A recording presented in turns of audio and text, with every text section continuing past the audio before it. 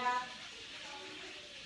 everyone, it's Friday afternoon here back in Israel, and I want to talk a little bit about this week. We'll be reading Terumah, which is the building of the tabernacle, the Mishkan, and there are a couple of serious questions we have to ask ourselves. Right after Bnei Israel built an Egel, built a golden idol after Har Sinai, so we know that caused tremendous destruction within the nation. And the question has to be asked, if building a golden idol, Bnei Israel, our mistake was the fact that we needed some kind of communication tool. It wasn't actually, for those who don't know, it wasn't actually building a idol that we were doing, but rather Moshe was on top of Har Sinai and we thought that he was dead.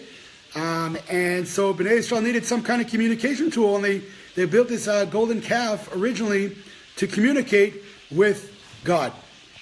But after that happened, and after the luchot were broken, after Moshe broke the 10 Commandments, the tablets, and God actually said to Moshe, it was a good thing he did. Right afterwards, we have a parsha that comes along and actually orders Bnei Israel to build a tabernacle out of the exact materials that caused the golden calf issue. So first of all, for those who don't know, I just arrived back from the United States of America. I had a crazy 2.5-week trip there. Started out in Dallas and really had an amazing time there.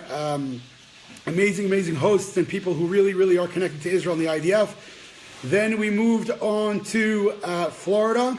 I had a little bit of a fallout there. The person who was supposed to set me up actually disappeared and left me hanging.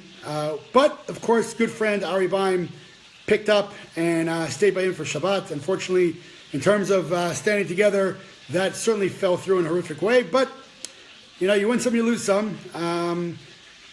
The other person I won't mention, but it was certainly a big fallout there. In any case, after that, I went up to Baltimore. Awesome. And then down to the New York area to close up the trip.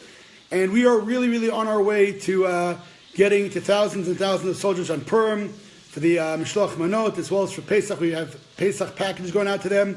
And we do need some more help from people here. So, of course, we need a lot of help. We just spent $20,000 on Mishloach Manot, more than $25,000, $30,000 already. And we need some more people to get involved and sponsor more of those Mishloach Manot. We got to get to as many as possible. So, of course, check out the website. It's www.stogether.org. S like standing, stogether.org, and join whichever campaign you want to join, but we have the Purim campaign still up there, and we're coming close. Okay, so let's talk for a second. Ali Baba is here, Shabbat Shalom. Esther is here, Shabbat Shalom. Let's talk a little bit about this tabernacle issue. The Parsha talks out, right? They should take a donation for me. Right? Hashem says you can take a donation. And the question, people always ask, when we make blessings on food or whatnot, does God really care? Right? Shabbat comes along. We don't use electricity. We don't do any work per se. And the question is, does God really care? I once was on a flight on a plane, and somebody asked me. The person was sitting next to me. They saw I was, I guess, Jewish for the kippah, the tzitzit, and they asked me, does God really care if I, open and close a light on Shabbat? And so I gave them a little explanation about what Shabbat is in terms of bringing the world back to the time of creation before man put his hand on the world, that pure energy, that creation energy of God. And I said that once a week we're bringing that back. We're bringing the world back to that creation energy, that pure energy before man, women and child actually messed it up. And they were like, oh, that's an interesting point. So the question here is asked, does God really need sacrifices right in the temple? Does God really need sacrifices? Does he really need these animals? And here with the tabernacle, does he need the gold, silver, and copper? It's really interesting. We'll read in 1 second. I'm just inviting a couple of people here, and everyone who's on here, of course, welcome. Thanks for signing in. And if you don't mind, just sharing the video and invite your friends to hear it. I'm about to get started. Give me 2 more seconds. Here we go. Okay, we're back. Boom. All right. So the first, let's see who's here. Shabbat Shalom from Jerusalem. Jane, how are you? Michael Eisenberg is here. How you doing? Beth Sherman is here. Shabbat Shalom in Fairfield. Sorry. All right. So it says, go to Bnei Israel and ask for a donation for God, saying, every man according to his heart, take my donation. So first, it's very, very interesting because when someone their heart is in it, right? So you don't take a donation, they donate. They give the donation.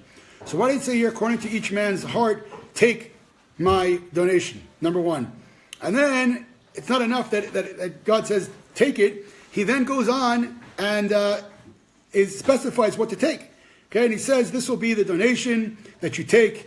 You take gold, silver, copper, tchelet v'algaman, different colors and different cloths, v'talat shani v'shesh v'izim, different kinds of cloths, v'rot ilim, different kind of leathers, right? We have three kinds of leathers, ilim ma'adamim, arot chashim, v'atzei shitim, wood, shemen oil, b'samim, different fragrances, k'toret hasamim, avnei sham, different kinds of gems, avnei miluim, le'efod ha'chosh, the gems that are going on the breastplate of the high priest, the Kohen Gadol. And that's make me a temple and I will dwell in the temple. And the question has to be asked, what does God need all this stuff for? What, in the Gemara and the Talmud talks about in times of Shech that the temple is going to come down from the sky in fire. Just have the tabernacle built through miracles. Right? If it wants to be a real temple, what do you need? What does man have to put his hand on it? Right? At all. So it says, make me a temple and I will dwell amongst the temple. It's almost as God is saying that he needs man to build a house in order for him to dwell in it. Doesn't make any sense. And then it says, everything I show you at Tavnit Mishkan, I'll show you the plans of the Mishkan. Of course, Kadosh Baruch Hu showed Moshe Rabbeinu Moses the plans of the Mishkan, Kol Kelav, and all the vessels of the tabernacle, V'chem Tasu, and then make this tabernacle. And then it goes on talking about all of everything from the ark down to the table to the altars, everything A to Z. And the question has to be asked, after Bnei Yisrael failed with the golden calf, after they built a golden idol and were punished for it, why is God now commanding, using the same materials that actually caused the downfall of idol worship, commanding to make a tabernacle out of the exact same materials? One. Two, what does that mean, every man according to his heart, take my donation? You say, give it, right? Number two. Number three, does God really need man to build a house in order for him to dwell in it? For the all-empowering, we say that God is a kol echol, he's all-empowering. Why does he need man to build his home?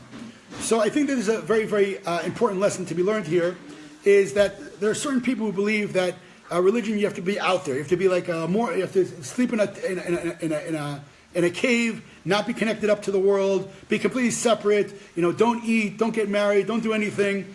And they think that separating themselves in that way from the world is actually holy.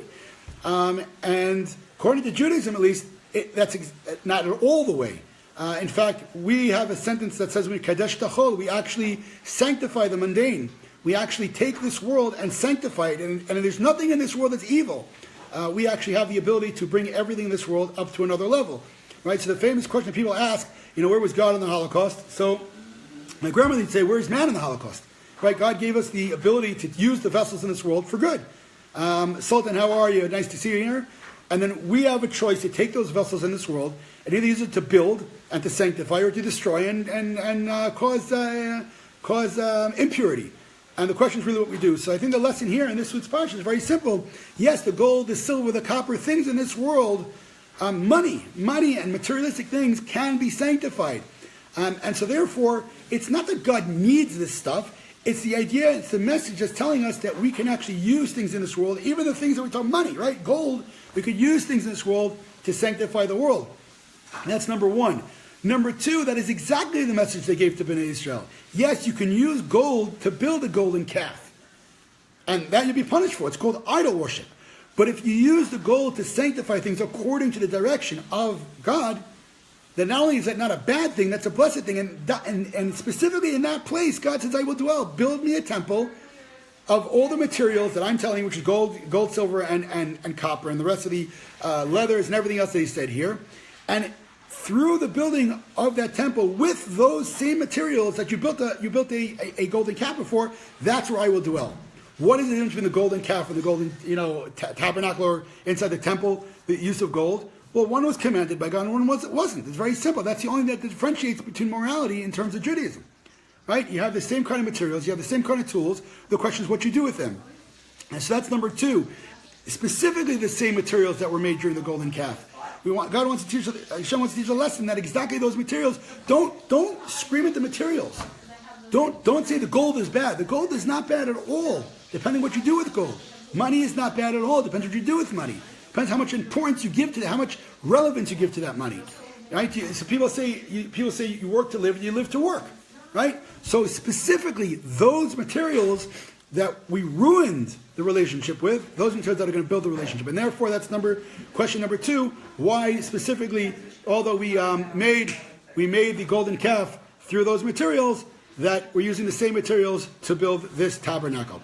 And again, number 3, the idea is, and the third thing, why does God need man to put his hands on it at all? Well, the world, according to the way God built it, was not built that everything will be there. It wasn't built that, God will be present and everybody will see it and that's it.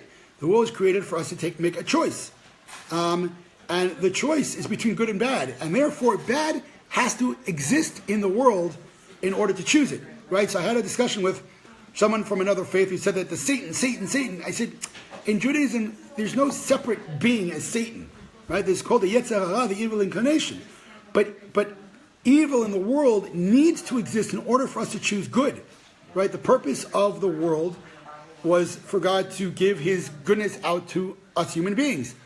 But in order for us to be the owners of that good, we have to have the ability to choose that good. Right? So I say to people all the time, if someone pulls a gun up to someone and puts it to their head and says, say you love me, and the person says, I love you, that's not a relationship, it was forced.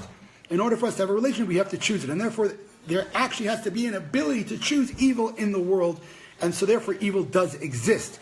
In order for a temple to be built and for God to dwell in that temple, God to dwell anywhere. But in terms of man's world and our world, in order for God to be there, we have to choose good.